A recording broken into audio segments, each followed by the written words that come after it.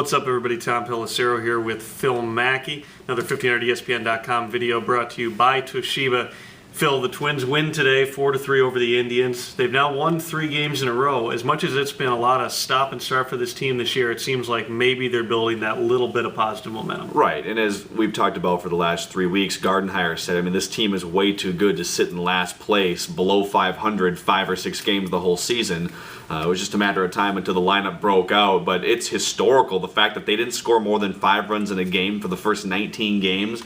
You looked it up earlier. It had only been done Four times in the last 90 years a team had gone 19 games. The Twins, if you go back to last year, it was 28 consecutive games. It's a long time to go without having an offensive outburst. And really, it's if you get rid of the number 2 hitter, 3 hitter, 4 hitter, and 5 hitter due to injuries or various circumstances, the flu coming through this clubhouse, that's what's going to happen. So not much of a surprise that the offense went dormant for the first 3 weeks.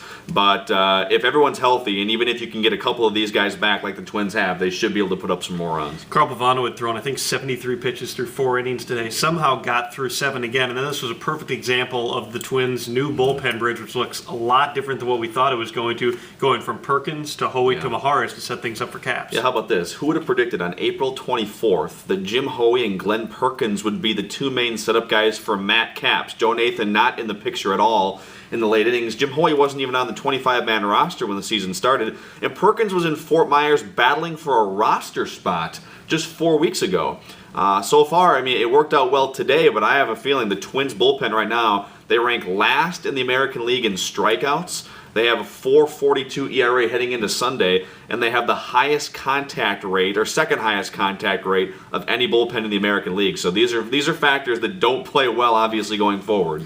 Still a few key players out with injuries. Joe Mauer, talking to Gardenhire this morning on his show on 1500 ESPN, sure didn't sound as though Mauer's really close at this point. Still is sore. They still don't know when he's going to be able to come back and even get on the field in a rehab assignment when he's eligible to come off on Thursday. Yeah. You also have Delman Young. He is supposed to be back on Tuesday. Justin Morneau played in 2 consecutive days and has hit well. He's hit better than he was before he was out for a week with the flu. And then you've got Nishioka, who remains out, probably going to be at least another month here. And it sounds like Michael Kadire probably is going to get a long look in that second base role. Yeah, the Twins almost hit the panic button. Gardenhire was to the point where Morneau's out with the flu, Mauer's out until at least Thursday and probably a couple weeks beyond that. Delman was out with the ribs and the flu. They had 2 bench players, and one of them was a backup catcher for 5 days. You can't play like that. Right now, it sounds like Kadire's going to be the everyday second baseman going forward until Nishioka's ready, at least 4 or 5 days a week. I'm not sure if I love that from a defensive standpoint, but Gardenhire just needs to get bats in this lineup, and Kadire has stepped up and said, I'll play second base.